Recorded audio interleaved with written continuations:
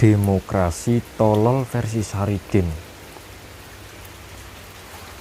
Saridin bukan tidak sadar dan bukan tanpa perhitungan kenapa dia memilih nyantri ke pondoknya Sunan Kudus. Saridin itu tipe seorang murid yang cerdas dan mengerti apa yang dilakukannya. Harap dimengerti, murid itu bukan padanan kata dari siswa atau student, sebagaimana manusia zaman modern memaknainya secara tolol. Memang manusia dalam kebudayaan dan peradaban modern kerjanya selalu melawak. Mereka lucu dan bahkan sangat lucu karena mereka sendiri tidak sadar bahwa mereka lucu. Coba lihat saja, di dunia modern ada yang namanya universitas. Wah, gagahnya bukan main lembaga pendidikan tertinggi ini. Penuh gengsi keangkuhan. Kalau sudah lulus darinya, orang disebut sarjana. Padahal sesungguhnya Saridin membuktikan sendiri bahwa para pelaku lembaga pendidikan dunia modern ini ndagel atau melawak.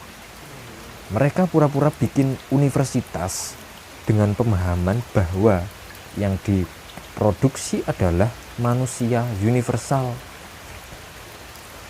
Padahal nantinya para sarjana keluaran universitas itu kualitas dan cakrawala pandangnya tak lebih dari manusia fakultatif. Anak didik yang usianya sudah dewasa ini tetap saja kanak-kanak sampai tua, karena sudah bertahun-tahun di universitas masih saja terbuntu pada fakultas fakultatif atau bahkan jurusan. Apa begitu namanya? Kata Saridin, kalau bukan dagel atau melawak, kalau remaja-remaja itu berangkat ke universitas ngakunya pergi kuliah, itulah dari bahasa Arab kuliah, artinya suatu keberangkatan intelektual, mental, spiritual, dan moral menuju taraf kosmopolitanisme. Segi lawaknya menurut Saridin terletak pada kenyataan bahwa sebenarnya mereka bukan berangkat kuliah, melainkan berangkat juz'iyah. Ya, yang diterangkan di atas tadi. Juz'iyah itu artinya berangkat memahami sesuatu secara sektoral, secara fakultatif dan parsial. Seandainya mereka bukan pelawak, tentu setiap keberangkatan juz'iyah akan selalu pada akhirnya diorientasikan atau dikembalikan lagi ke spektrum kuliah atau universalitas. Tapi karena tradisi demikian tidak menjadi habitat utama budaya pendidikan manusia modern, maka hasilnya adalah kesempitan. Umpamanya kalau mereka disodori pakaian oleh Saridin dan tanyakan kepada mereka, apa ini? Mereka paling menjawab, ini baju, atau ini celana, ini cawat, atau ini dasi. Mereka tidak pernah menjawab, ini kain, ini benang, ini kapas, ini serat-serat, atau mungkin ini kerjasama antara dalam ciptaan Tuhan dengan teknologi ciptaan manusia.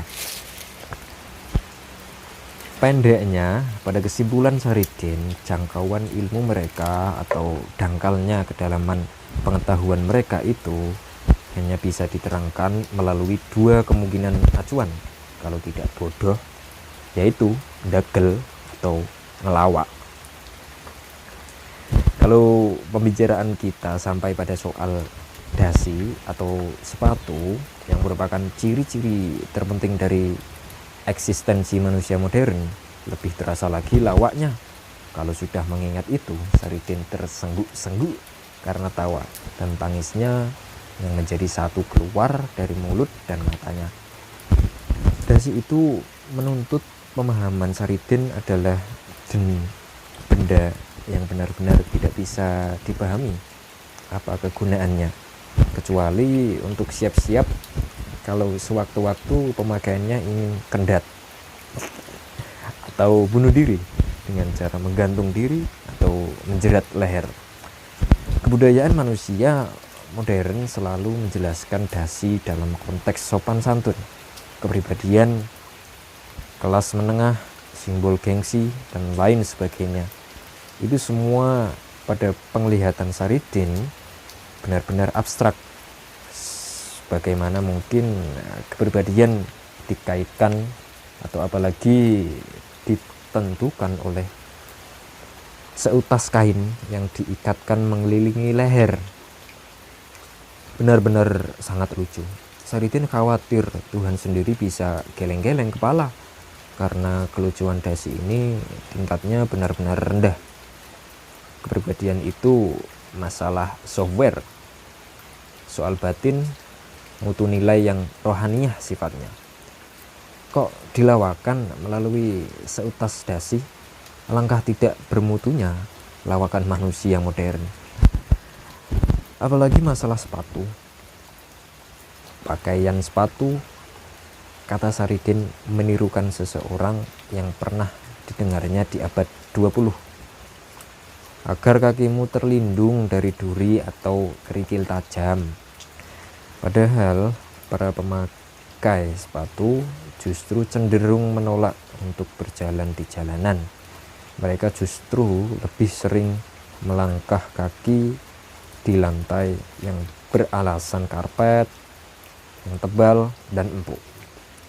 Lantas seseorang melanjutkan, tapi sebelum pakaian sepatu, pakailah dulu kaos kaki untuk melindungi kakimu dari sepatu agar tidak melincet.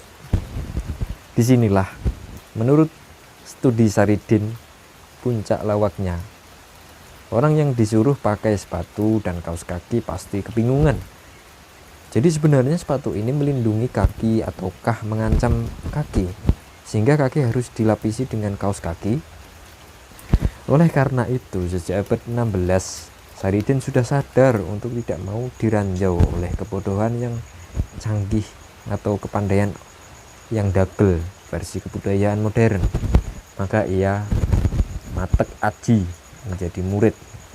Murid itu kata subjek yang berasal dari kata kerja arada, yuridu, aroda, yuridu, muridan. Artinya seseorang yang berkehendak. Ingat, kata irodat Tuhan artinya kehendak Tuhan. Saridin menjadi muridnya Sunan Kudus karena ia sendiri yang berkehendak untuk itu.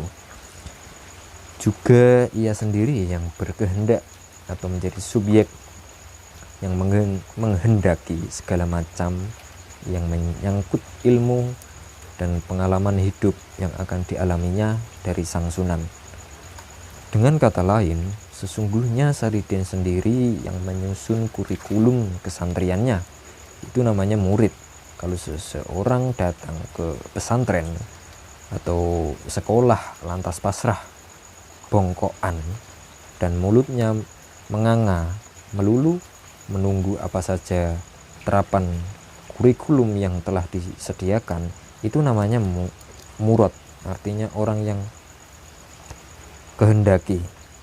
Memang sih pesantrennya Sunan Kudus sudah memiliki kurikulum, sistem pendidikan dan metode pengajaran tersendiri, tetapi itu sekedar bahan dan masukan bagi Saridin. Si Saridin sendiri yang kemudian mengatur dan menguasai kurikulum itu di dalam dirinya sendiri. Jadi pada hakikatnya pesantren Saridin terletak di dalam otaknya Saridin itu sendiri.